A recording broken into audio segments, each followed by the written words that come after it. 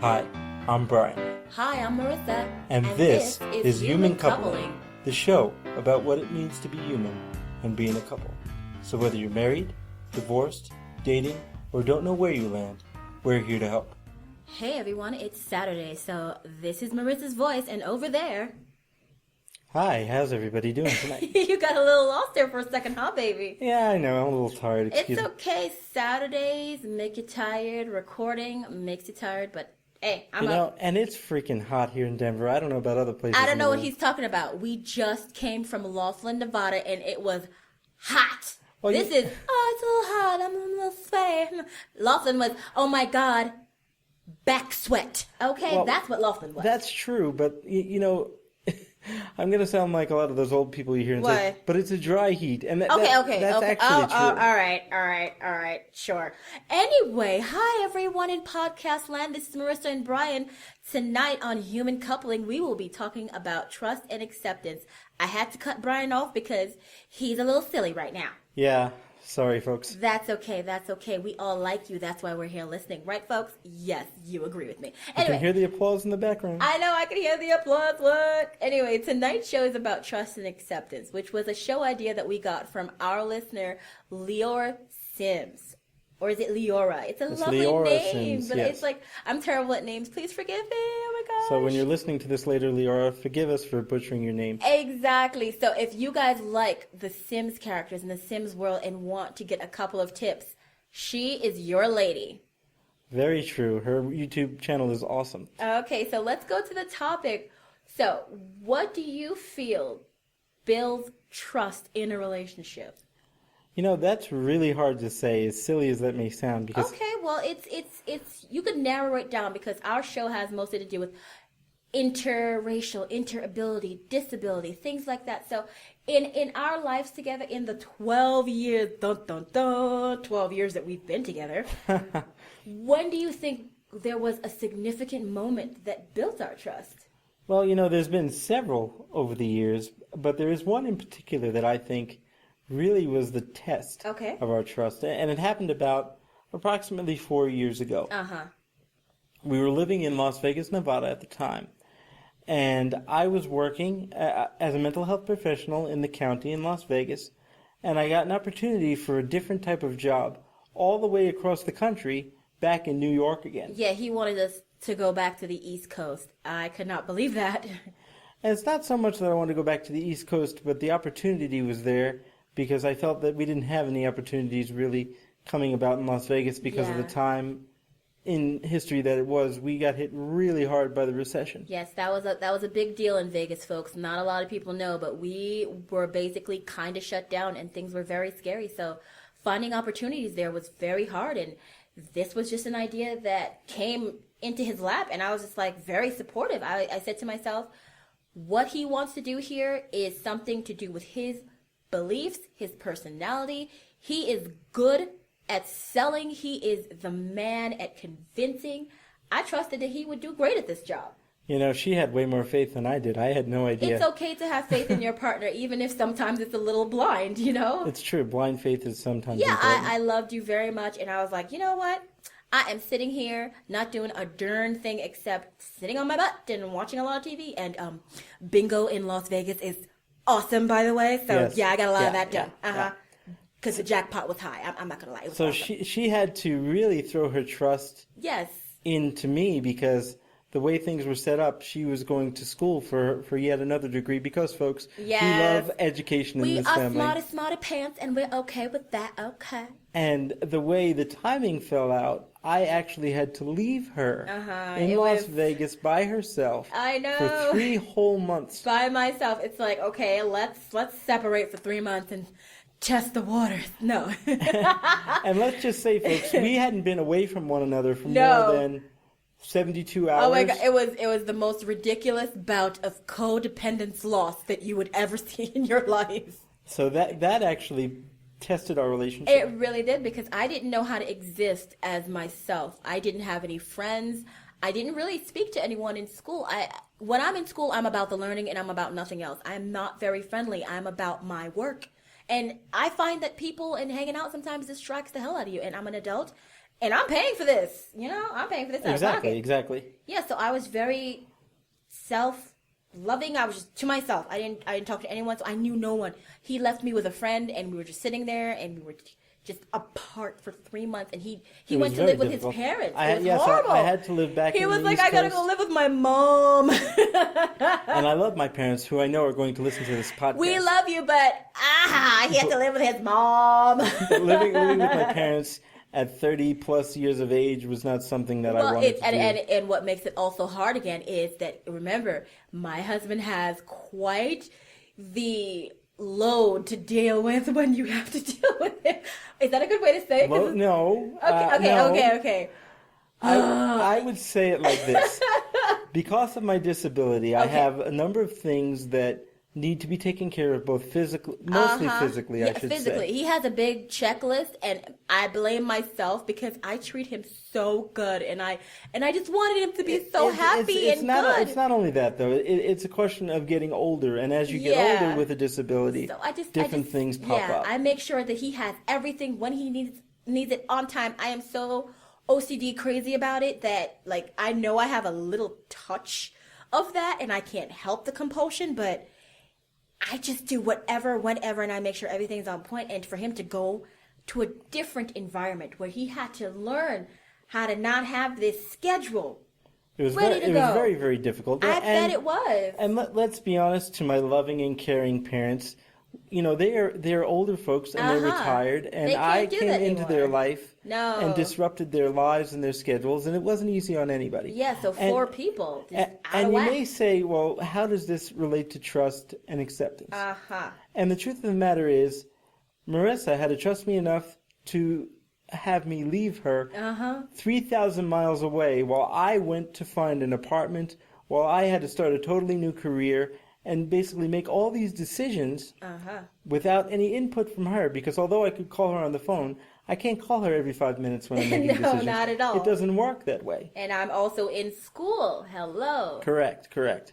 So it really was very hard. So she had to trust that I knew enough, that I could see enough, that I could understand enough to bring everything we have across the country and find another mode of life for us. Unfortunately, or fortunately, however you want to look at it, who knows? It didn't work out that way. Yeah, the stars just did not align for that situation to happen. And now we're in Denver and we're totally different people. So to me, it wasn't that bad, but the whole situation just made sense in that we both had to be in a different realm. There was no comfort zone in this situation. I was by myself. He was with his parents. I had to focus, and focusing when you're a little bit depressed about the fact that your husband is not there anymore, and you have this system that you built together, and it's not there. What do you do? How do you find a way to just trust that it's gonna work out? It's gonna work out. It's gonna work out. It was so hard. I never felt that way before. To take a leap of faith is what I call it. It was a leap of faith, but to me, it was just too much. So many things happened during that time. It was just a difficult situation. And then when it didn't go through, once again, I had to come with him to New York with his parents. And then they were leaving where they were. So we moved to Florida. So this was another thing that happened. So we all packed up together and we moved to Florida, and we were all living in a retirement home together. Well, not a retirement home, a retirement community. Together. It was very weird. I'll say that was extremely difficult because... It was because I was in my 20s still, and I'm sitting here, and there's golf carts down the street, and I'm like, this is not Brooklyn. Hello. This is not for us. It's Florida. It's hot and muggy, and I'm like, I'm back in the Caribbean again. It's why I never wanted to go to Florida. It's hot. And unfortunately, while I was there, because this is how disability works, yes, some symptoms that probably were lying dormant for quite some time reared their ugly head. Yes, humidity is a monster. And I was not able to work and be the vibrant person that you folks have grown to love here. So I'm the only one waking up at 5 o'clock in the morning. Dark as all hell, going to work. Everybody is just around me, bye. Everybody's retired. Everybody's sitting on their ass. And I'm like, okay. I have to I have to be okay with this. I have to accept the fact that right now my husband is in a situation. And we have to make it through this situation together. And I'm going to tell you right now, that was hard because it made me really question Yes, my faith in him. that actually shook our relationship It to the shook core. our relationship, yes. I never felt that way about you because, you know, the whole stereotypical, oh, the husband is supposed to bring in the bread and everything's supposed to go great. You're supposed to do this and you're supposed to just leave it up to him. He knows what he's doing. I lost that for a minute and it was so weird. And so, it was really tough because she lost her faith in me and her trust in me because I had made all these moves and made all these decisions and none of it panned out. Yeah, it and fell then I through. was seriously sick, and Florida just didn't work out for us. We didn't work well in the South. Exactly. And we actually came close to divorcing. It was really, really tough. I would say so because I knew that you had a disability, but what happened to him in Florida exacerbated his disability. He was even more physically unable to do things than usual, and it was so taxing on me to have to do all this because I'm trying to work and I'm trying to save up every penny that we have so we can get out of there and not be a burden to our parents. And I just did not know what to do. I felt so overwhelmed and things like that. It will break you if you let it, but it built us up, I think, in the end. It did. We came out of it ahead, but I think that we actually did. illustrates something that many folks with disabilities deal with. It's hard for us to find. It's hard for anybody to find somebody to love. Of course. Let alone when you bring in the dimension of disability, it becomes even more difficult. So oftentimes, people who are able-bodied get involved with either men or women that have disabilities and think, hey, I can deal with this. In women's cases, sometimes it's the mothering instinct. In men's cases, it's the ultimate, macho man thing. Wow, Yeah, I can actually take care of. You're the protector. Exactly. You're strong, yes. Then when the reality hits of what it means to live with someone and to be with someone day in and day out who has a disability, it becomes interesting. It develops something that I like to coin, a phrase that I like to coin called the lover-caregiver conundrum. So what happens with that is the able-bodied person that's in the relationship has to walk this fine line and play dual roles of being a caregiver and a spouse or Exactly. a boyfriend or a girlfriend or a lover. And oftentimes that pushes a relationship to a point that people aren't ready to go. I don't think so. I don't mean to get all technical and clinical, but sometimes I have to do that. No, but this is good because you're explaining that the lines do get blurred when you're doing certain things like that. And I felt that the lines got a lot blurred because I wasn't used to this. I was just learning how to be a wife at the time. And now I'm going to have to learn how to be a full-fledged caregiver and the one bringing home the income. So it was hard on me and it was very unfamiliar. Right. So it took me a while to accept this. I'm going to tell you right now, I felt overwhelmed and I really wanted to run. I know. I felt like I wanted to But run. folks, I have to commend her. She didn't run. She wanted to, but she didn't. She stayed. She stuck it out, and I swore to her that I would figure out a way to get us out and get us moving forward. And it just turned out that we wound up moving out here to Denver so that I could pursue further studies. Yet again, education saved our ass. Okay. And now I'm doing things like this wonderful podcast. Yeah. And trying to help those folks out there in the community so that maybe they might have a roadmap to navigate similar situations. Exactly. And that situation right there, it made us 100% stronger because now we communicate better, I think. He tells me what he's thinking and I sarcastically tell him what I'm thinking. So I think that's great and I think we've grown up and we're even healthier here. So I love Denver because I am so much healthier. We have access to lots of different things and I took advantage of that to help my mind and my body and my spirit come up from that situation, and I was so happy for it. I'm going to tell you that right now. Certainly. Yes. And when you're developing the trust that we're talking about, and you're developing the relationship, and you're going through these hills and these valleys, and this was a big valley, folks.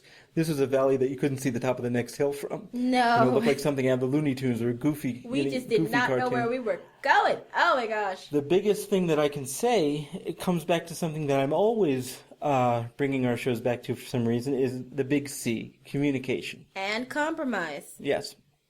Communication and compromise are the two most important factors in a relationship when dealing with hardships. Okay, yes, because I am willing to talk to you about certain things, but at the time, I just got so enclosed in myself, and I just didn't know what to do because you have to remember, we were just with his family. So I felt isolated because I'm like, he's with his mom and dad, I'm here, my mom and dad are like forever far away in New York City, and this is Florida, and I was so alone, and I can call them on the phone, but it's not the same. His parents were in the next room. It was so hard to deal with, but I felt I grew up a little bit as the person I am today. I grew up a little bit because I learned how to talk to him. Mind you, there was some yelling and some four-letter words, but I learned how to communicate better. Yes, it did. There were a lot of fights, but if you are still in love with somebody, you are willing to fight with them. When you don't fight anymore, I think that's the problem because you don't give a crap anymore. So you stop fighting. You just go, do whatever the hell you want. I don't give a shit. So when we think about, like, it's funny that you say it that way. I know. When you think about this topic, we're talking about trust and acceptance. So the first part of what we were talking about is trust. Mm-hmm. And the second part is acceptance. And acceptance is the hardest part, I believe. Yes. You know, because she always said, and we've said in other episodes, that my disability didn't bother her and she accepted it outright. But I was extremely independent. I didn't really have any health problems. I was young and virile and everything else. And I was still okay in Florida, but some more issues were coming up. This situation got you to a point where you were literally so broken. I didn't even know what to say. He was so broken. I couldn't even get out of a chair. And then my depression on top of his being broken, and there's no way in heck you can top those two things. You can't put those together. So to accept that is extremely difficult. It was. So when you think of a new relationship, the budding relationship, the butterflies, unicorns, and rainbows. Yes. You know, I think one of the major issues that occur, and this is with able-bodied people, disabled people, people of all different sexual orientations, whatever you want to call it, they expect everything to happen instantaneously like it does in the movies. No, I don't think so. They expect that just to be, you know, we meet 3 months, where's this relationship going? 6 months, we're engaged. A year, we're married. And, you know, a lot of people do that, but they haven't built the foundation. Yes. So they say they accept things, but you haven't really seen that guy that's waking up next to you with, you know, bad morning breath, messed up hair, and a scraggly beard. And you say, can I deal with looking at this guy's face for the rest of my life? I don't know. Okay. You know what I mean? Yes, the relationship needs time. I don't think anyone should rush into anything. We literally... we lived together for like 3 years. 5.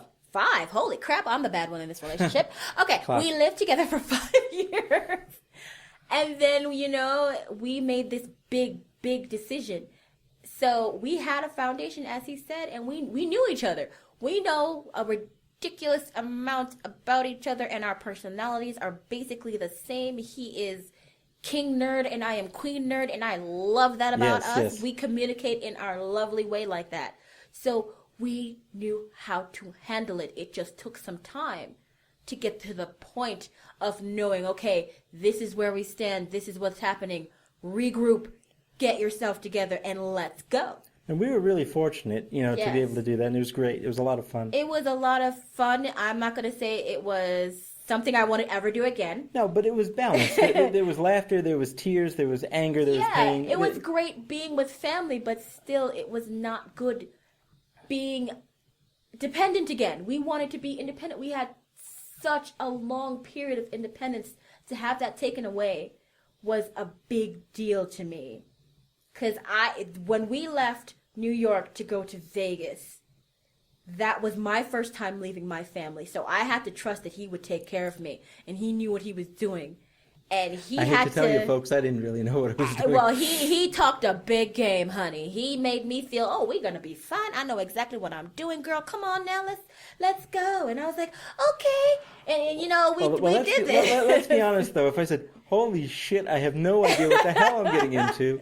Now, it is true that I had lived on my own before. Yeah, he lived on his own. I never did. So I wasn't afraid in that sense, but I never lived 3,000 miles away from my family. I lived 100 miles away, which was in driving but that's distance. still, you had a base. I had absolutely nothing. I walked out with my suitcase. The night I was leaving, my mom looked at me and said, "You really leaving?" I said, "Yes, girl, I am." And she was like, "Oh, wow."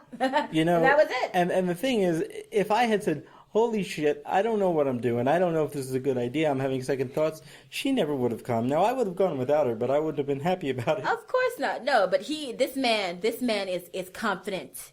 Once this podcast goes on long enough, you will learn of his confidence and his grace and his ability to help the situation be better, no matter what it is. And there were some times when the situation was literally rolling down the damn hill, and this man somehow he got us back up there, and I don't know how he did it. And today I'm proud. I'm proud to say that I am your wife. I'm proud to sit here with you and do this kooky little thing that we're doing here. Well, let's be honest, folks. I know this isn't a live show, so nobody can comment directly. But we all know you'd rather listen to her talk than me. Why would you? My voice is so squeaky. Your voice is deep and manly. I sound like a dang chipmunk. Come on. Oh, it's adorable. You know. No, I like my voice, but I wish sometimes it was better. Because I know I'm the number one thing you hear when I speak, folks, is I mess up words a little bit. I have a bit of a dyslexia that messes with my speech, and that's a problem. And then I am still trying to keep my accent in check. So I'm trying to speak the most American English I possibly can. And that's a problem. And also, here's another one, because 3 times is the best thing, right? Yeah, 3's the charm. So the third thing is I have a lisp. Because I just have a lisp, and these are the things that I'm trying to hide.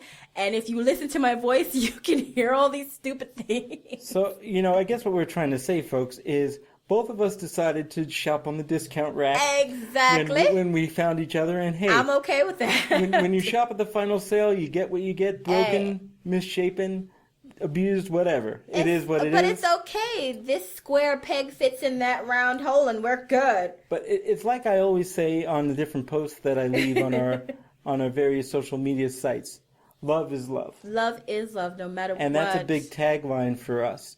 It's really important when you're first getting involved in a relationship to try to be as clear as you can about who you are and what you are. Yes, don't hide anything. Don't pretend that you're a gentleman when you just want to sit down and do something silly. Be yourself. I have never told him not to be himself. That's the only thing he always says to me. Like, you never tried to change me. You never told me what to do. I'm like, I don't want to do that. I want Brian. I don't want some dude who's pretending with me, because guess what? You might forget to bring this dude with you one day, and I'm not going to recognize you. So be you, do you, and I'll do the same. I am not going to change. I'm sorry, baby, and I know you want me to change, and I'm not going to. No, I wouldn't want you to change. Yes, you do. You want me to be more girly. And no, I you want me really to wear don't. more makeup, and you want me to, but the best, do all kinds of things. No, the best thing that I can say is, if as the relationship progresses, if you're not getting what you need out of it, then you need to go, because there's somebody out there who will love you for you and accept you for you. And with that piece of advice in mind, or that nugget of wisdom, I'm going to have to say that that's all we really have to say on the subject. Ah, that's fine with me. This was a fun one, though. It's time for the shameless plug. Shameless plug. I want to say thank you out there to all of our listeners. Everybody who's been following us on SoundCloud and Facebook and Twitter and YouTube and Google+. It's been wonderful. Thanks so much. I really do appreciate it. So let's do the bye-bye now.